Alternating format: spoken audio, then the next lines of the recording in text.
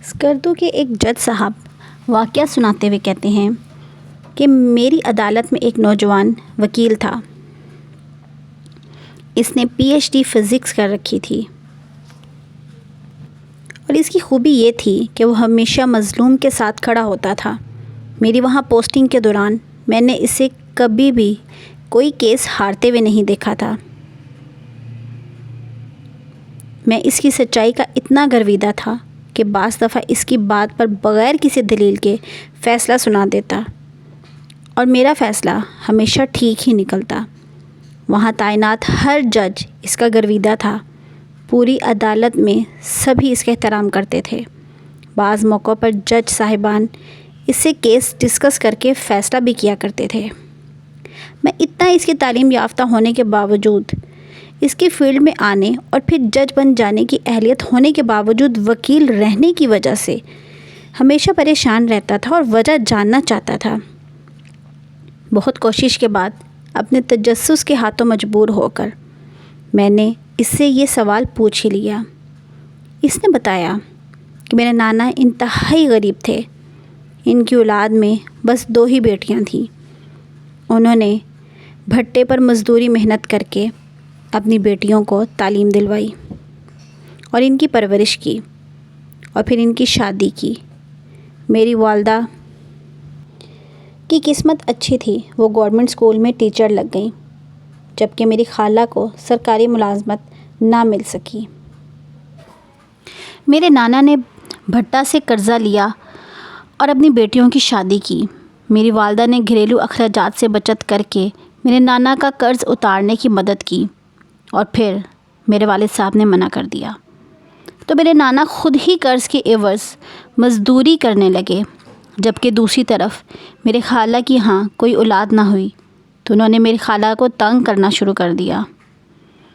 کئی بار مار پیٹ کر میری خالہ کو گھر سے نکالا اور پھر گاؤں والوں کی مداخلت سے ان کو راضی کر کے بھیجا گیا اور تیسرے مہینے پھر وہ سسرال والوں کے ہاتھوں مار کھا کر یہاں پہ آ جاتی۔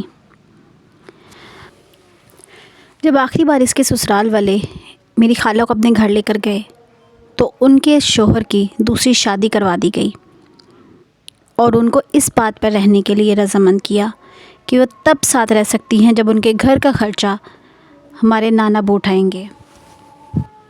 اپنی بیٹی کی خاطر میرے نانا اور مقروض ہو گئے اور اپنی بیٹی کا گھر چلانے کے لیے محنت کرتے رہے، یہاں تک کہ ایک سخت سردیوں میں ایک دھند کی رات وہ سائیکل پہ جا رہے تھے، ایک ٹرک ان کو روند کے چلا گیا۔ اس طرح وہ اس دنیا سے کوچ کر گئے۔ میرے نانا ابو فوت ہو گئے اور تب بھی وہ مقروض ہی تھے۔ میری والدہ نے میرے والد سے چوری اپنا زیور بیچ کر میرے نانا کے قرض اتارے اور ان کی تجہیز و تکفین کا انتظام کیا۔ اس معاملے میں میرے ددیال والوں نے میرے والدہ سے کوئی تعاون نہ کیا، یہاں تک کہ میری والد نے بھی نانا کی وفات کے بعد میری خالہ کے سسرال والوں نے بھی خالہ کو مجبور کرنا شروع کر دیا کہ وہ میری والدہ سے گھر کے اخراجات کا مطالبہ کرے۔ میری خالہ نے انکار کر دیا تو ان کو طلاق دے دی گئی۔ نہ تو ان کا زیور واپس کیا گیا، نہ ان کا حق مہر اور نہ ہی ان کا سامان۔ ان کے پاس آخری سہارا صرف قانون کا تھا، اور ہمارے ملک کا قانون تو طاقتور لوگوں کے لیے ہے۔ جب وہاں سے بھی ان کو کوئی انصاف نہ ملا تو انہوں نے ہائی کورٹ میں اپیل کرنے کا سوچا۔ گھر آنے کے بعد میری ماں کچھ کام سے باہر آئی اور جب گھر واپس آئیں تو میری خالہ نے خودکشی کر لی تھی۔ ان کی تجہیز و تکفین بھی میری والدہ کے ذمہ تھی۔ میری والدہ نے یہ کام بھی بخوبی کیا، مگر بہن کی موت کے بعد ان کا چہرہ بجھ سا گیا، یہاں تک کہ میری کامیابی پر میری والدہ خوش نہ ہو سکیں۔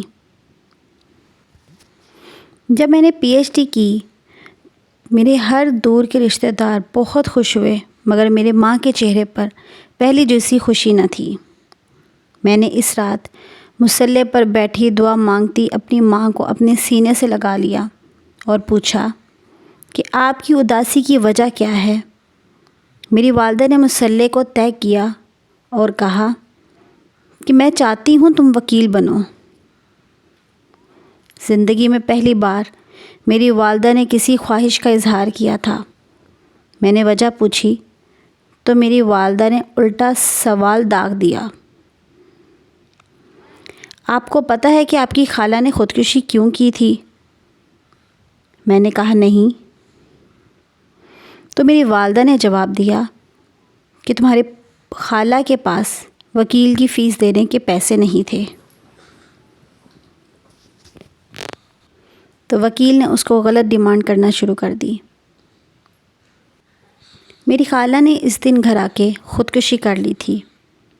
اس دن میرے دل میں خواہش آئی تھی کہ میں اپنے بیٹے کو وکیل بناؤں گی، اور ایسا وکیل جو پیسوں کے عوض کسی اور چیز کا مطالبہ نہ کرے، ایسا وکیل جو مظلوم کا انصاف چھین کر لے دے گا۔ مگر میں کبھی تمہارے والد اور تمہارے ڈر سے اس خواہش کا اظہار نہیں کر سکی۔ میری والدہ نے بات مکمل کر کے رونے لگ گئی، تو میں نے ان کے قدم چومے اور وعدہ کیا کہ میں ایسا ہی وکیل بنوں گا، اور پھر وکالت میں داخلہ لے لیا۔ میرے اس فیصلے سے تمام فیملی ممبر اور دوست احباب بہت حیران تھے، مگر میری والدہ بہت خوش تھیں۔ جب تک میں جاگ کر پڑھتا رہتا، میری والدہ میرے ساتھ جاگتی اور میرے پاس بیٹھ کے مجھ پر آیت الکرسی پڑھ کر پھونکتی رہتی۔ میں نے وکالت میں بھی گولڈ میڈل لیا اور اپنی ماں کا خواب پورا کر دیا، مگر افسوس کہ میری والدہ اس خواب کی تعبیر نہ دیکھ سکیں۔ میں وکیل بننے کے بعد ہمیشہ سچ کے لیے لڑا۔ میں نے کبھی کسی ظالم کو سپورٹ نہیں کیا۔ میں ہر کامیابی میں اپنی والدہ کی قبر پر جاتا ہوں، مگر ایک عرصہ تک میری والدہ مجھے خواب میں نہیں ملی۔ چند ماہ پہلے میں نے ایک یتیم لڑکی کا کیس لڑا، صرف اس کا سامان، اس کا حق مہر لے کر دیا، بلکہ اس کے بچوں کا ماہانہ خرچ بھی لے کر دیا۔ اس دن جب والدہ صاحبہ کی قبر پر گیا تو رات کو والدہ میرے خواب میں ملی۔ اس مسئلے سے اٹھ کر مجھے سینے سے لگایا اور مجھ پر کچھ پڑھ کر پھونکا۔ اس دن مجھے ایسا لگا کہ میں نے زندگی کا مقصد حاصل کر لیا ہو۔ اہلیت ہوتے ہوئے بھی جج نہ بننے کی وجہ یہ ہے کہ میں بطور جج مجھ پر پریشر آ سکتا ہے، مگر بطور وکیل کوئی مجھے مجبور نہیں کر سکتا۔ میں حلال طریقے سے رزق اتنا کما لیتا ہوں کہ گزارا ہو جاتا ہے، بس میں اتنے میں ہی خوش اور مطمئن ہوں۔ جج صاحب بتاتے ہوئے کہتے ہیں کہ پہلی بار مجھے احساس ہوا کہ عزت عہدے میں نہیں اعمال میں ہوتی ہے۔ مائی یوٹیوب فیملی، میں امید کرتی ہوں کہ آپ کو میری آج کی چھوٹی سی سٹوری اچھی لگی ہوگی اور آپ نے بہت کچھ اس سے سیکھا بھی ہوگا۔ ویڈیو اچھی لگی ہو تو اس کو لائک کیجئے اور مجھے اپنی دعاؤں میں یاد رکھیے۔ اپنا بہت سارا خیال رکھیے گا۔ اللہ حافظ، بائے بائے۔